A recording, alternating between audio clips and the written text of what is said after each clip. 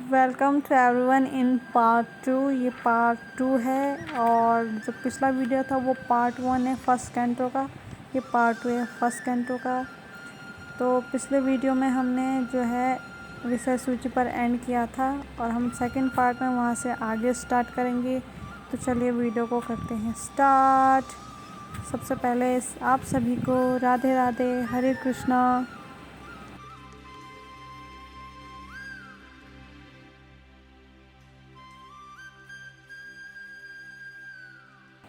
यहाँ पर मैं आपको एक बात बताती हूँ। ये जो प्रथम स्कंद है इसका नाम है सृष्टि। इसी प्रकार जो 12 के 12 स्कंद हैं उन सभी के नाम अलग अलग हैं जो कि यहाँ पर वर्णित किए गए हैं।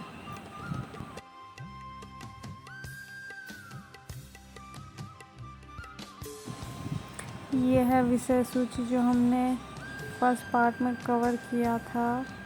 अगर आपको स्पष्ट तौर पर दिखाई दे रहा हो तो आप इसका स्क्रीनशॉट ले सकते हैं।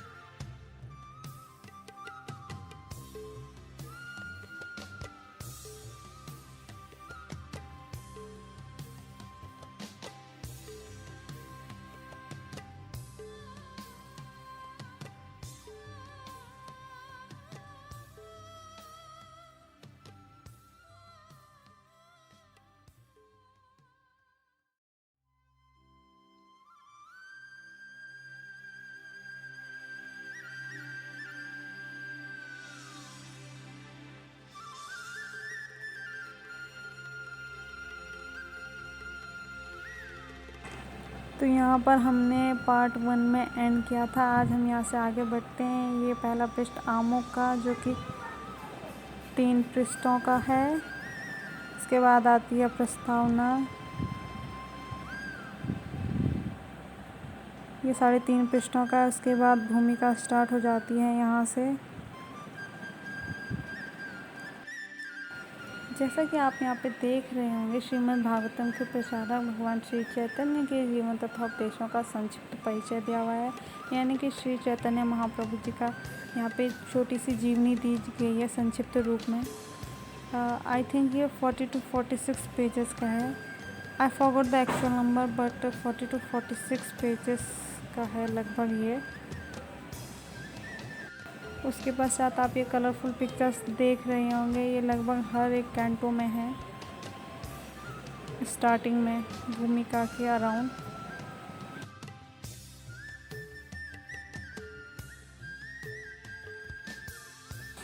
जैसे आपको दिख रहा होगा ये अभी भी भूमिका ही चल रही है इसमें।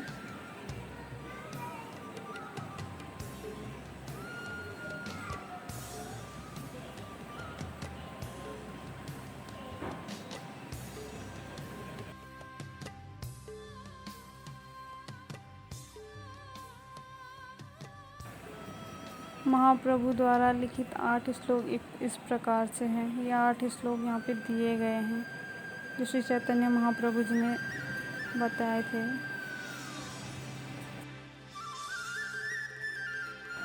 इन 8 श्लोकों के साथ भूमिका यहाँ पर समाप्त होती है। इसके पश्चात अध्याय 1 शुरू होता है।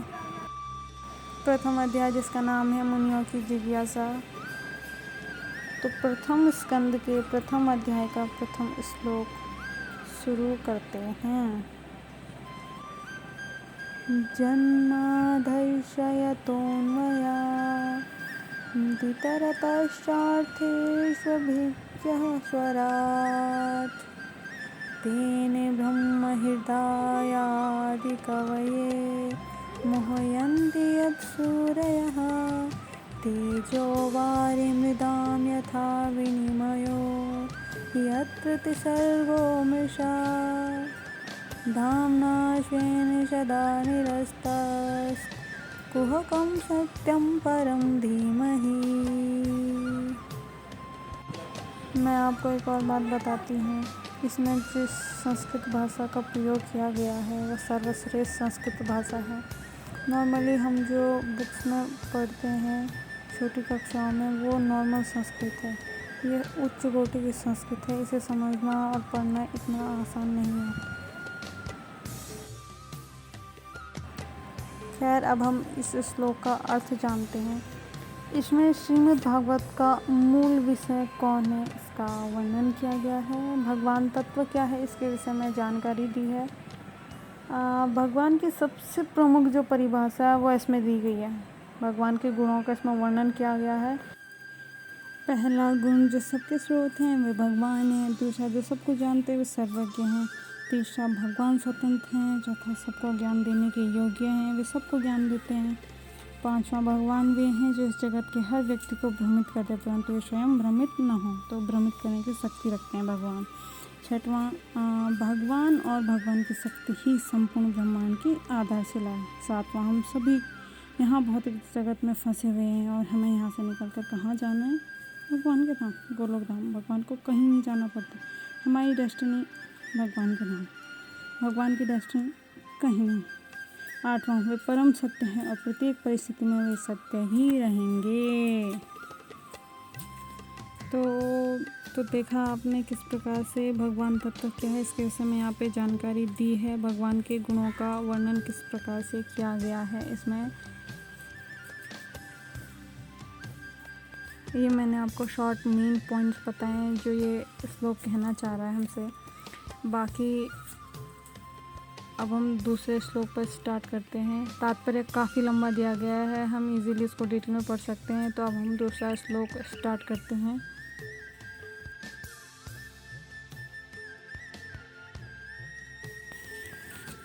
दूसरा श्लोक पढ़ने में मुझे थोड़ा सा टफ लग रहा है,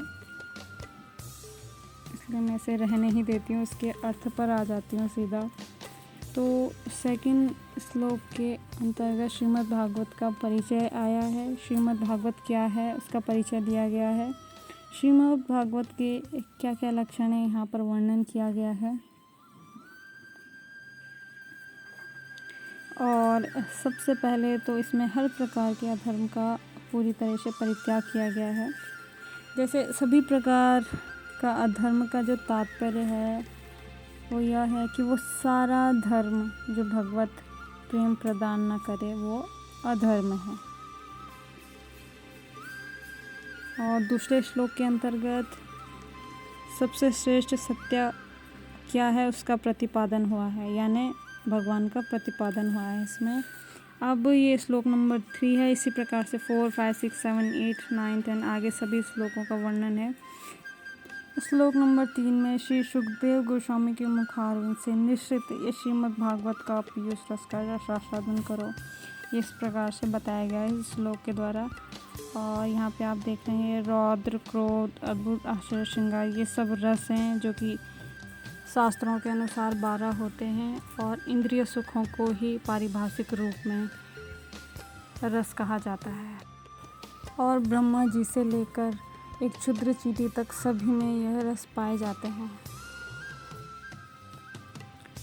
और इसी प्रकार से इसमें अनेक श्लोक दिए गए हैं और इसी प्रकार से व्याख्यान्वित किए गए हैं।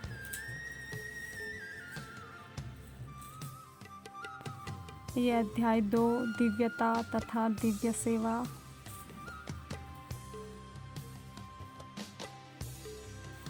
अध्याय 3 समस्त अवतारों के शोध भगवान श्री कृष्ण।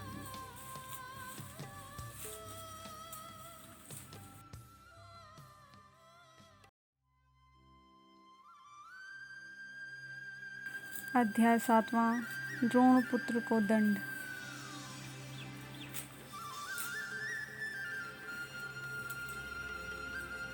अध्याय 10 द्वारका के लिए भगवान श्री कृष्ण का प्रस्थान।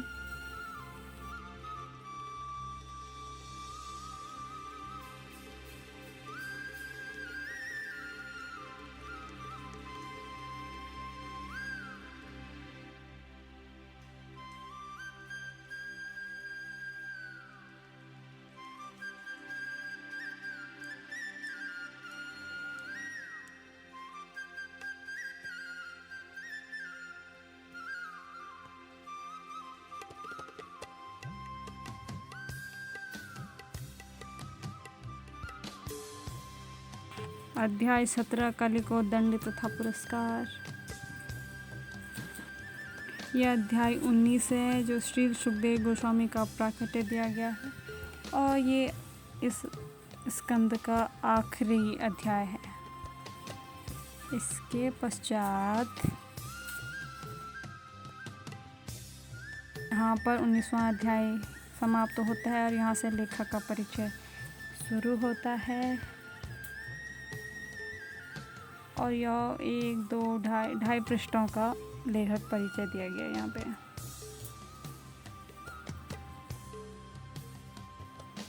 So that's it. यहाँ पर फर्स्ट कैंटो का सेकंड पार्ट भी एंड होता है।